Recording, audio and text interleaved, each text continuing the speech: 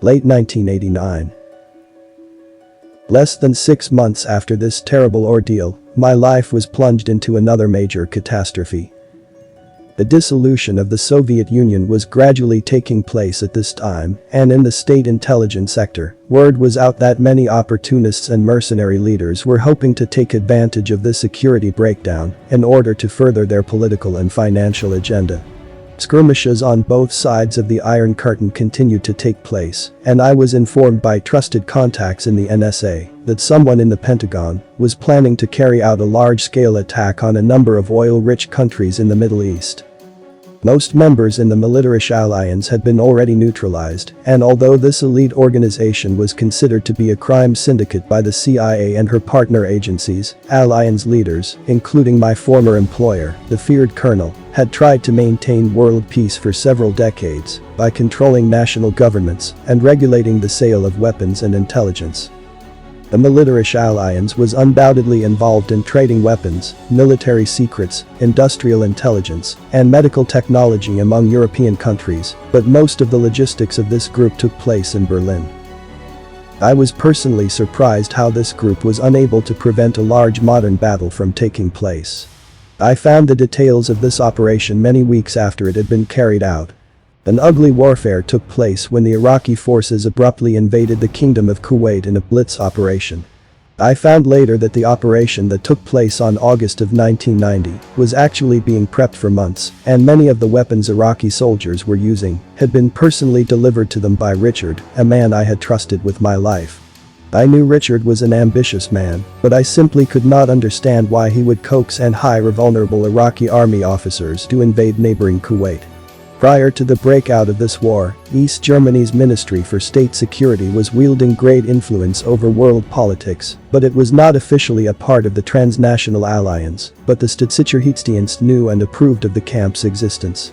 I personally knew several Stasi district commanders who took orders from the former colonel of the KGB.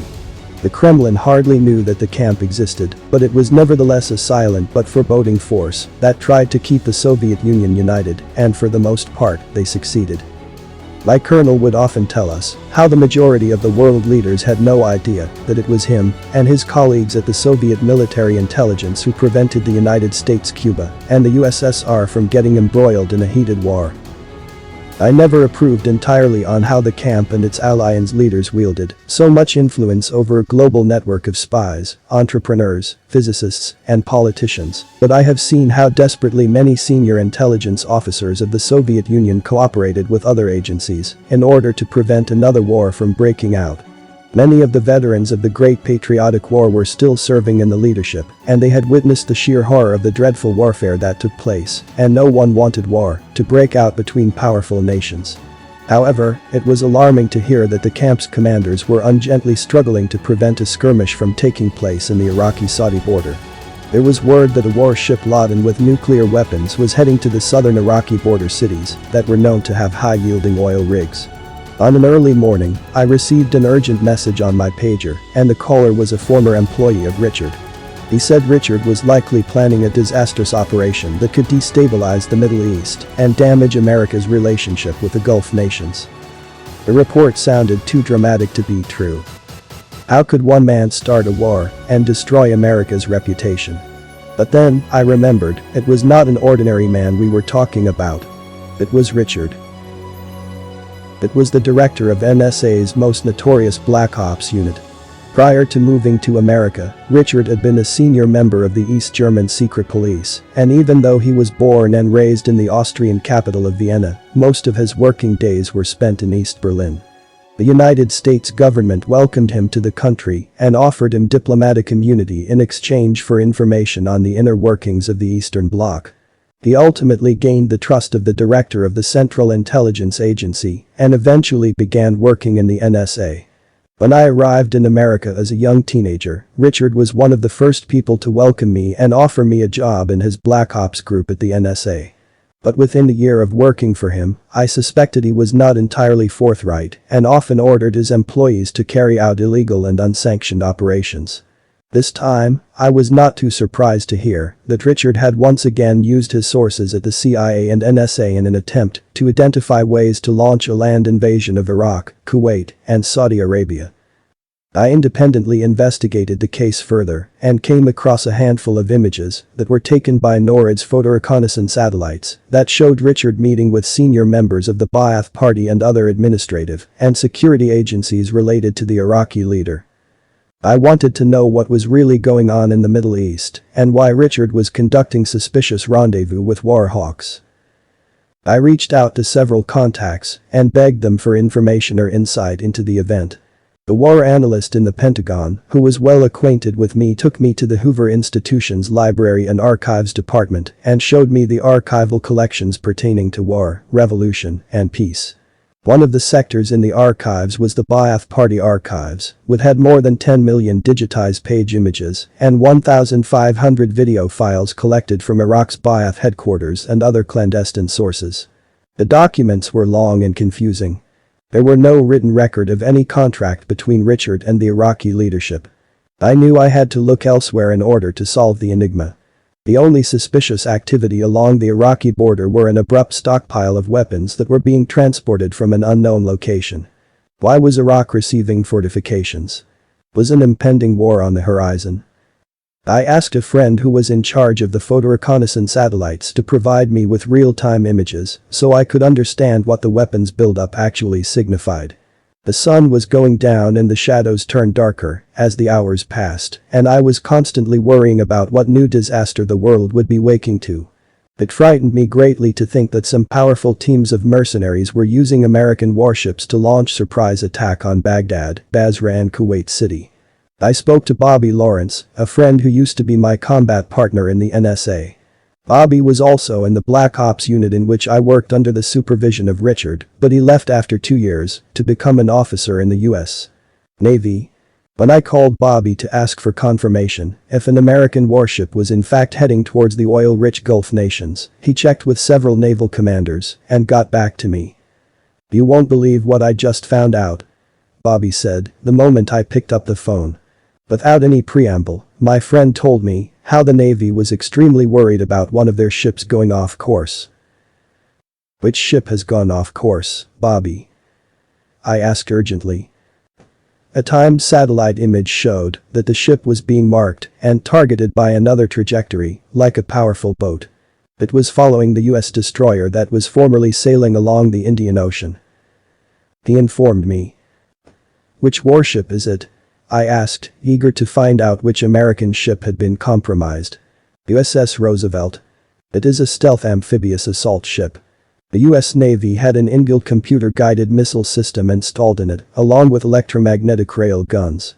The warship has tactical long-range missile system, meaning it could fire up to a distance of 85 miles. The Navy officer's voice dropped, and he sounded disconsolate. "If they are targeting that destroyer, they are probably looking to start a world war." I questioned my friend probingly.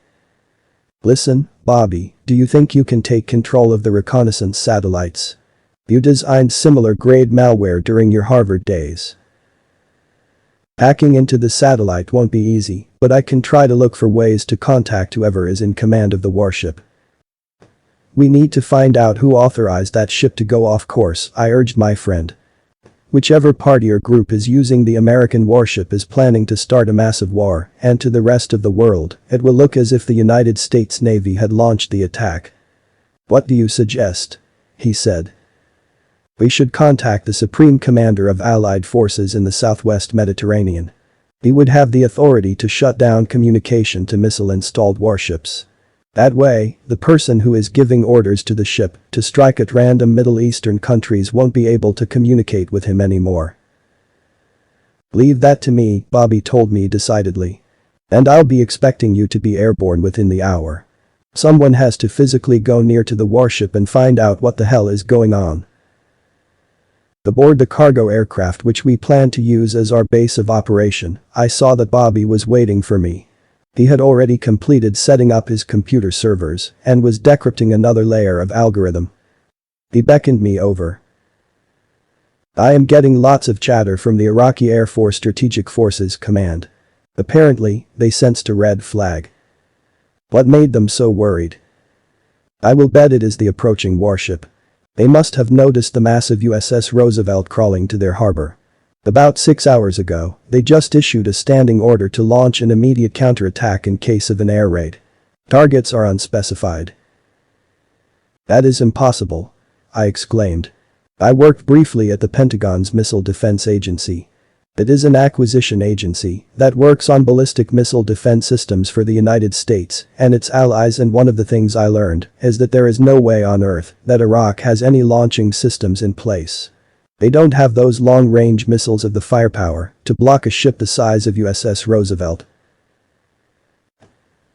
Then what are you suggesting? Bobby challenged me.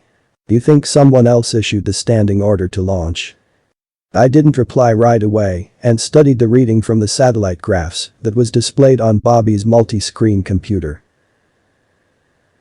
If my satellite's readings are correct, I just caught a multi-wave caliber 4 flare above the hill station at Cajon Valley. I told my friend. That must be Ty. Bobby acknowledged. He is inland. As long as we don't make radio contact with him, the blackmailing company won't be able to track his location. We have got to stop the missiles from being launched. How fast can you infiltrate the Iraqi missile control? If someone could get close enough to their central launching center, he would have to insert my software into the mainframe of the data cache inside Iraqi Defense Forces Command Center. I will be able to halt the launching of any missile. So, Ty knows where to go. Yes, he memorized the map. IF stores their disposable arsenal and tritium-boosted weapons in bunkers under the Basra airbase. He has to make his way inside the launch room, which should be 3.5 kilometers east of the main gate. A ramp will allow him to climb the tower which leads directly to the Mobile Missile Command Center. Once in there, I will be able to override their missile launch. How do you expect to do that? I asked, pondering out loud. If I can intercept the missile in mid-phase, after they launch, I might be able to redirect the trajectory. But it will be out of our radar after 90 seconds. That is why I just got in touch with the radar intercept officer. He said secure vessels like these use the international system of signals to communicate vital messages about crisis or navigation. Bobby explained. Did you tell him what is going on? I inquired. Bobby responded. Negative. I only informed him that the missile defense system is offline. Asked him to check the onboard defense system. To see if it is activated. What did he say? He replied in affirmative. Bobby read back his transmission. The guy is saying this war fleet is equipped with mid-course anti-ballistic missile system that can intercept incoming warheads during the initial phase of ballistic trajectory flight. Listen, Bobby. I spoke up again. Tell the radar officer that his boat has most likely been compromised. Warn him that there may be multiple moles aboard the warship. Since it is impossible to manually disarm the missile system, the people who hacked into all those satellites either paid or threatened someone to do it for them. It is imperative that he does not share his findings with anyone on the ship. Bobby nodded, his face perplexed.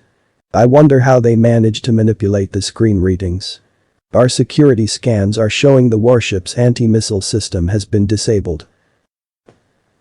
All right, he has to check manually. What is a Rio trained for, generally? I asked for no reason in particular. Monitoring weapons assignments, finding anomalies with the radar, maintaining radio communication and handling navigation equipment. Tell your source to go to the ship's engine room and manually reactivate the safety mechanisms. I ordered my friend. Make sure he knows what is at stake. The ship may be targeted any moment. I wasted no time to book a flight to the nearest naval base in the Middle East. I knew a handful of men who had previously worked at the Defense Department and were liaising with the NSA. They promised to look into the fiasco that was about to take place. Once I safely left the perimeter of Mediterranean Operating Base, I switched on my scrambler phone and activated it by entering a 13-digit serial number. After the first ring, I was warmly greeted by the familiar voice of Bobby. Bobby spoke first. I am relieved, really. I was afraid you would get stuck inside that base. It had too many layers of security. "Oh, you didn't have to worry about me," I responded buoyantly. "Where are you now?" "Your sentences are cutting off." "That is because I am aboard a Boeing business jet. I felt it would be safer to hack into those dangerous territories from several thousand feet altitude. Less likely someone could trace the hack back to me if we are moving at 1,000 kilometers per hour." I wasted no time in sharing my progress. "I uploaded your software into the control panel of the military base. Were you able to get into the system? How's the progress going?" "Well, there is good news and bad news," Bobby hesitantly replied. "What's the good news?" I asked, only faint optimism lingering in my words. "Because of the software uplink, we now have control over the launch of missiles from the Mediterranean base."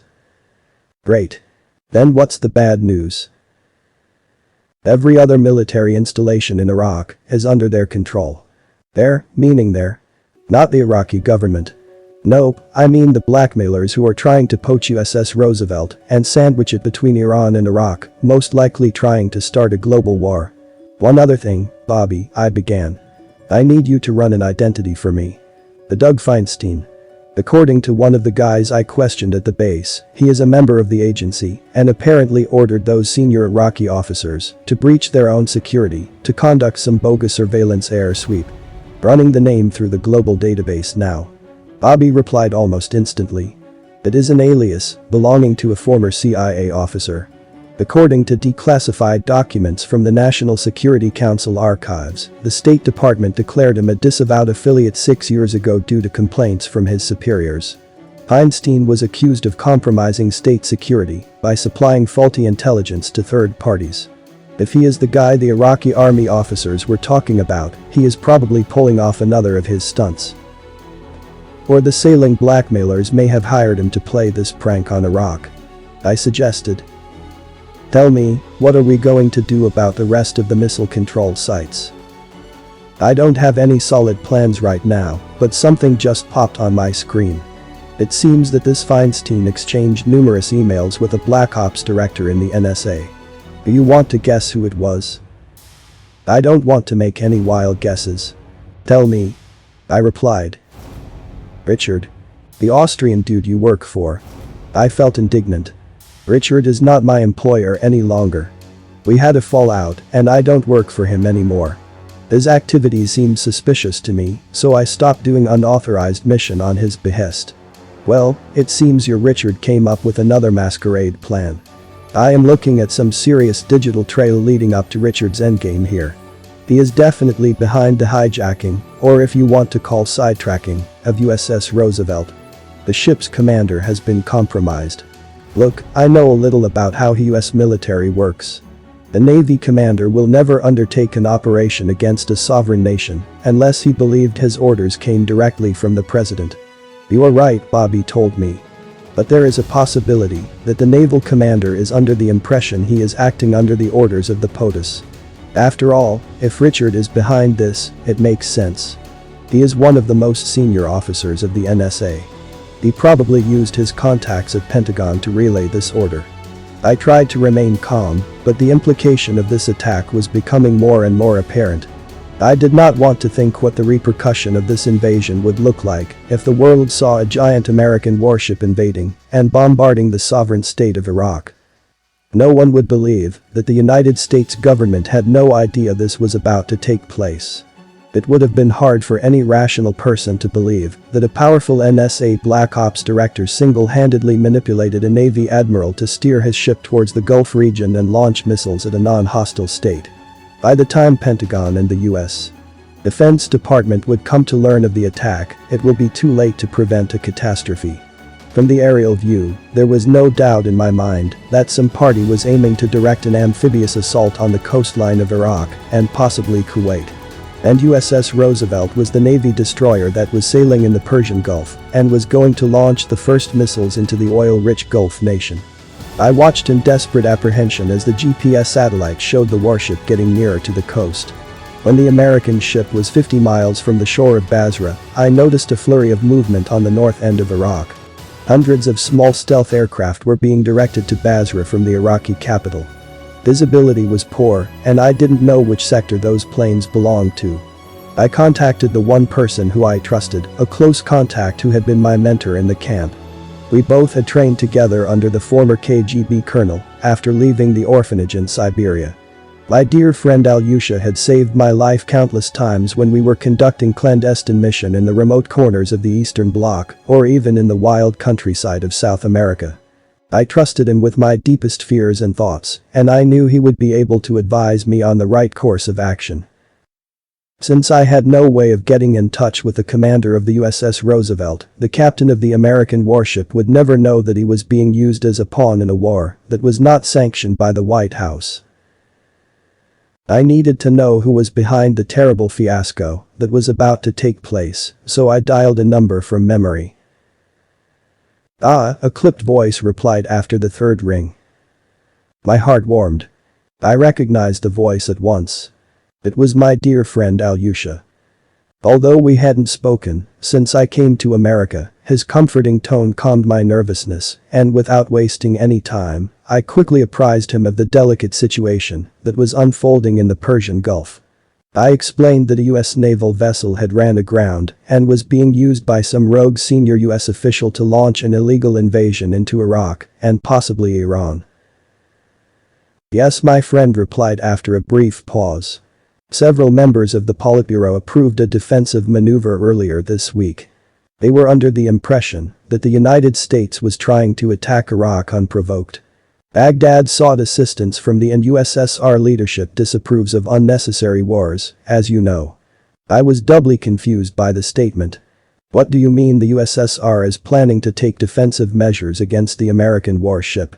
Soviet fighter boats will give warnings, and if they are not heeded, then decision has been made to fire warning shots and even live ammunition rounds.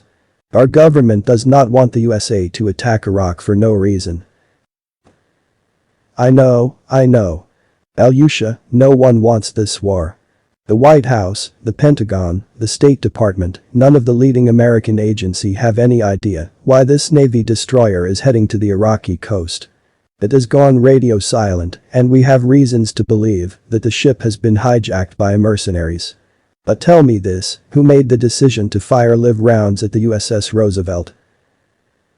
"Only as a last resort," Alyosha assured me. "It was a unanimous decision taken by the Central Committee of the Communist Party of the Soviet Union." Very well, I took a deep breath and tried to think logically. "I have one more question. Do you happen to know why Pentagon's geospatial satellites have captured images of thermal movement alongside Russia's border? If you mean the weapons shipment, then it was due to the impending US strike on Iraq." "The weapons shipment?" I repeated, confused.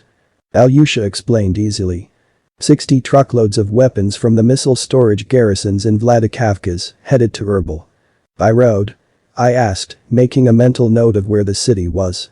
"That is a long way." "Yes, but only partially. The weapons were airlifted from a military base in Tbilisi. But this is the thing, our nation is eager to help Iraq because we don't want to have another war in the world. Hasn't America done enough?" My friend sighed and then spoke again.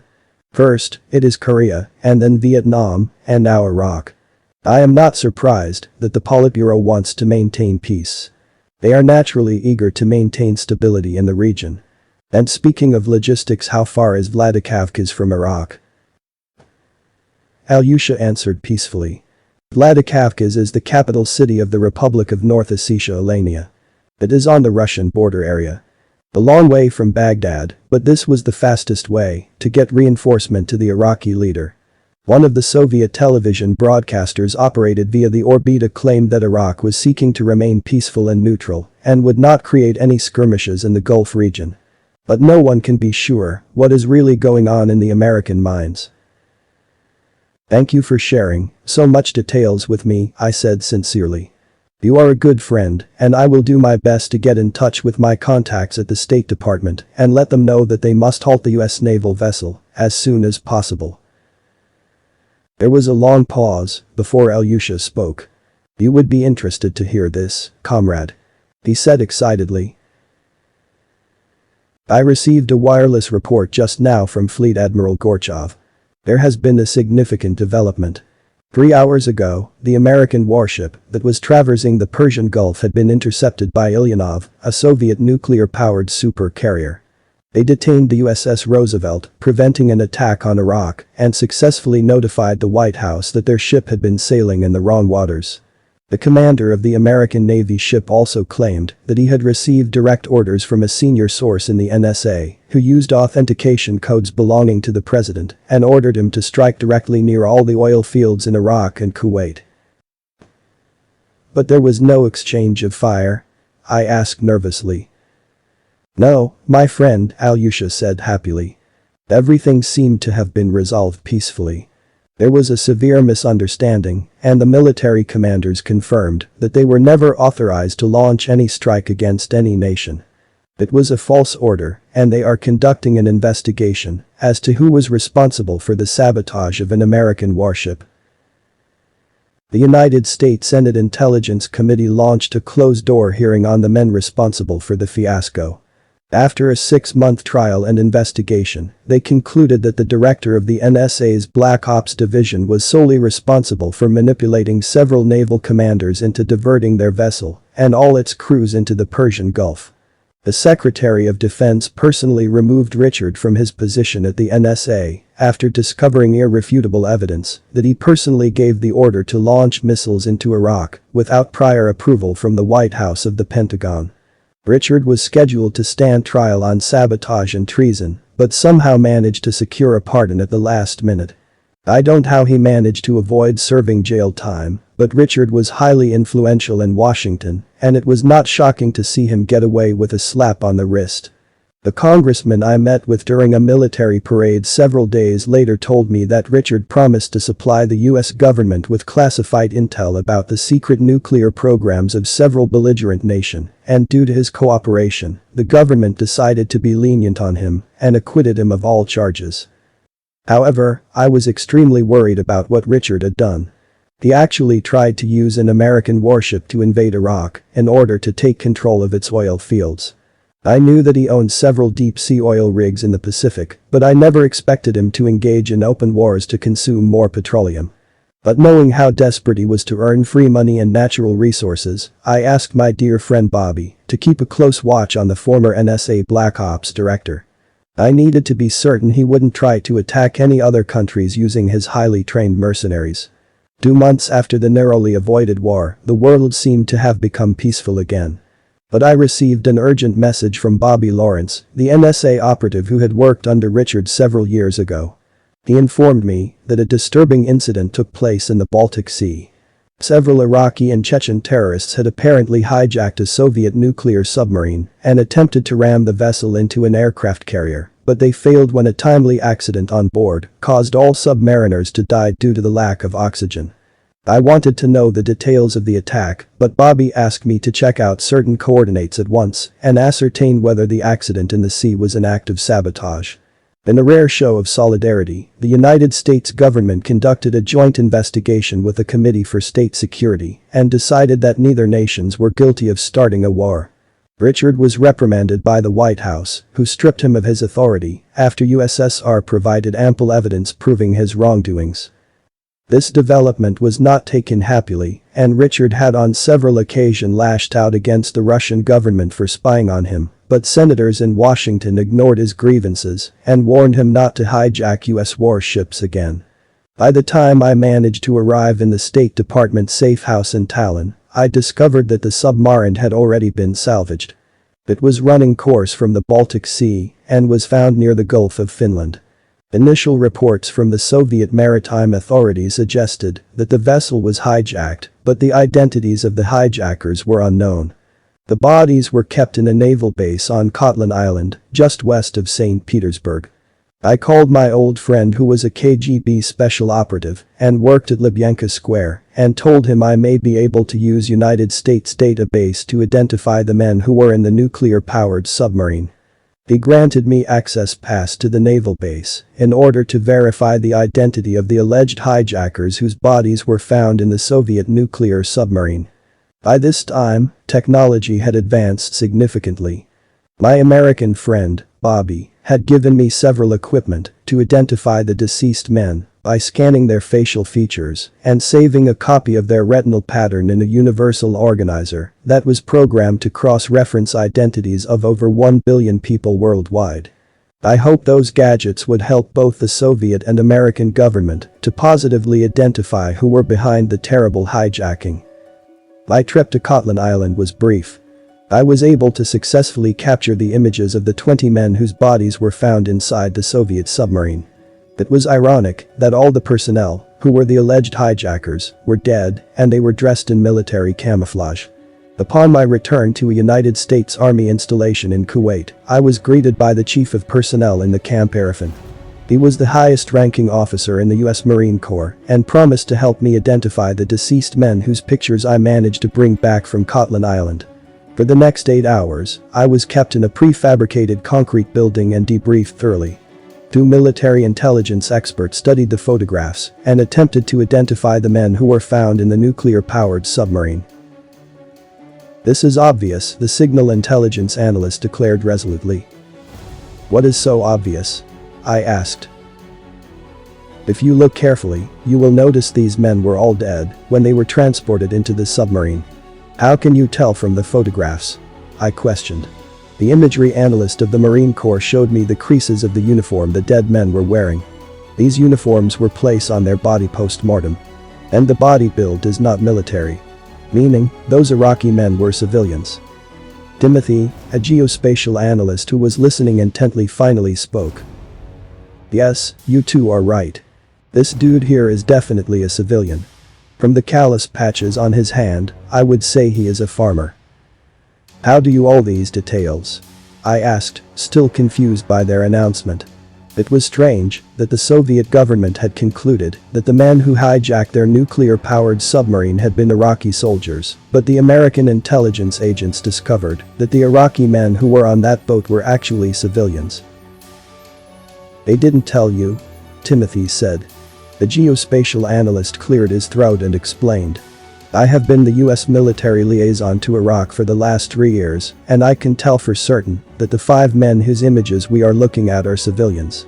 And just so we can all be clear on this, I already sent the images to my counterpart at the US Embassy in Baghdad. He ran the images through a national facial database, and he confirmed that the men who are accused of being hijackers were kidnapped from their home in Erbil and presumably murdered and dressed as soldiers." The imagery analyst of the Marine Corps shook his head in confusion. "But the real question should be, why the hell would someone go through so much trouble of kidnapping random Iraqi villagers and then hijack a Soviet nuclear-powered submarine and kill all personnel and dump the Iraqi bodies inside the submarine?" "Well, whoever did this wanted the Russians to think that Iraq is a belligerent nation." Timothy sighed. "Look, I don't like this. It smells dirty. This is a classic frame job. Even if we manage to tell the Soviets that the men in the submarine were kidnapped against their own will, I don't think they will believe us. If the criminals who kidnapped those Iraqi civilians wanted USSR to hate Iraq and stop helping them, then their plan worked perfectly," the signal intelligence analyst informed us. "Russia is publicly withdrawing support from Iraq as we speak. Too bad for them Iraqis," Timothy said unsympathetically. "I never liked the Iraqi dictator too much anyway. I am sure glad Russia is not backing them anymore. We can attack them in peace if necessary, I mean." I couldn't help but interrupt. "Look, guys, I understand Iraq has been framed, but that means they are also a victim of some huge criminal conspiracy. Why should the United States or anyone want to attack Iraq? Wars are so unnecessary." "Hey, we are Marines," Timothy laughed. "War is what we do. It's our job. And thanks for bringing us the intel. Now, at least we know that the Iraqi army was not responsible for hijacking the Soviet submarine." The 3 men hastily bade me farewell and escorted me from the military base. Before I boarded my flight in Kuwait, I phoned a friend who lived in Basra. He was a former cryptologic language analyst who worked alongside me in the NSA Black Ops division. After I told him about what I discovered and that the Soviet submarine that had been hijacked was actually taken by a mercenary criminal group and that the Iraqis were not responsible for the alleged attack, he promised to look into the issue and find out what happened to the civilians who were kidnapped. I begged him to meet the family members of the deceased Iraqi men and ask them if there were any eyewitnesses to the kidnapping. 5 hours later, my Iraqi contact returned the call. In a sober voice, the cryptologic language analyst told me how he was able to troubleshoot ground data terminals and found out that several local Iraqi police officers were shot dead by 50 masked gunmen who then broke into a village and kidnapped 20 young Iraqi men and bundled them into metal trucks and rode away. 12 hours later, the bodies of those kidnapped Iraqi youths were found inside a Soviet submarine, and an anonymous phone call to Lubyanka building informed them that Iraq was planning to become very hostile to USSR, even though at that time, the two nations had been allies. I asked my friend to send me the recording of the phone call that went to Moscow. He obliged, and I was able to listen to the phone call that provided the convenient tip to the KGB. Of course, the voice in the phone call was disguised, and I was not surprised. But I had already created an app that was successfully able to decipher the original voice from the garbled sound that was used to disguise the person's identity. Before I had even heard the entire voice recording, I recognized the familiar tone. It was Richard. The knowledge of this piece of information numbed me. I did not understand at first why Irina's stepfather, my former employer, would be on a direct phone line to Kremlin and give them a false tip about an impending hijacking. There was only one explanation. Richard knew something no one else at the State Department had any idea about. I immediately tapped into the hearing device I had placed in Richard's home phone. He had made 13 calls to Brussels, Vienna, and Ontario in the morning of the hijacking. And after studying Richard's financial transactions, I noticed that on the morning of the hijacking, he had personally wired $10 million to a shell company in Tallinn with the instructions to seize and hijack a Soviet submarine. However, Richard's involvement was unknown to either the American or the Russian government. He was careful to make sure someone else, such as the kidnapped Iraqi and Chechen civilians, took the blame for the terrible catastrophe. I was shocked at the way he had manipulated me and the American intelligence agencies for so many years, but I hoped the truth would come out one day. Does Irina know about this? She probably has no idea what her stepfather had been doing. Was she being too naive to believe everything Richard told her? With sadness, I realized that I had been foolish for too long. Endless questions with empty answers ran through my head as I glanced up at the ceiling above the desk, trying to rest my agitated mind in the hope that a brief sleep would give time for my emotions to diminish in distress and allow me to have a clear thought in the morning. Then the war happened. What later became known as the mighty Gulf War took place 6 months after the submarine sabotage incident. The first day was deluged with massive naval and aerial bombardment. I watched in helplessness as US-led alliance bombarded the Iraqi state, dropping thousands of deadly bombs over civilian populations, and I hoped desperately that Moscow would intervene and try to stop this war, but that was not to be, because the Soviet Union was deceived terribly into believing that Iraqi-backed hijackers had attempted to take control of their nuclear-powered submarine. The United States and its allies also knew that Moscow had long been a close ally of Baghdad. It had a treaty of friendship and cooperation with Saddam Hussein's regime, and for 2 decades it had trained the Iraqi military, supplying it with billions of dollars worth of weaponry and equipment. But the situation was rapidly changing because Richard had successfully managed to frame Iraqis for a crime his own mercenaries did.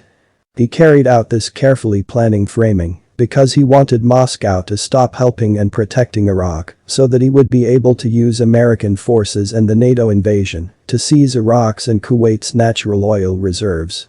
Although Moscow refused to physically intervene in the Gulf War, they still did not want bloodshed to take place. During the heated battle, the Soviet leader was desperately trying to implement a 6-point peace plan, sending envoys from Moscow to the Gulf region, trying to implement it. It was almost 1 year after the war ended was I able to contact my childhood friend who was a regional director in the KGB, and I was able to share my intel with him and showed him proof that the men who had hijacked the Soviet nuclear-powered submarine were not Iraqi soldiers, but were ordinary villagers who were kidnapped from Basra and Erbil. I told my friend how it was Richard who had orchestrated the whole sabotage in order to force Moscow to stop supporting Iraq. Richard was still angry that the first time he used American warship USS Roosevelt to attack Iraq failed because Moscow vigorously intervened and halted the invasion. It was a colossal loss for Richard, who had hoped to profit from the unsanctioned war and take control of Iraq's and Kuwait's oil fields. It seemed that the truth did not matter anymore. It was too late anyway. The Gulf War was over and thousands of people had died, and I could not do anything to stop it. It was a terrible time of my life. I was a witness to a carnage taking place. 2 days before the American ships neared the Persian Gulf, over 1 million pounds of explosives had been dropped on the peninsula. It seemed impossible that anyone could have survived the bombardment. As the sun beat down on the desert island, the Battle of the Peninsula had only just begun. I watched aerial footages the next day. The Iraqi landscape had been pockmarked by bombs and incinerated by explosives. In the searing desert heat, the area had become a mass graveyard, with thousands of wounded, shell-shocked, injured victims grieving over their dead. The next few months. From mid-1990 to the next year, the world faced the consequences of a brutal war that ravaged the Iraqi nation.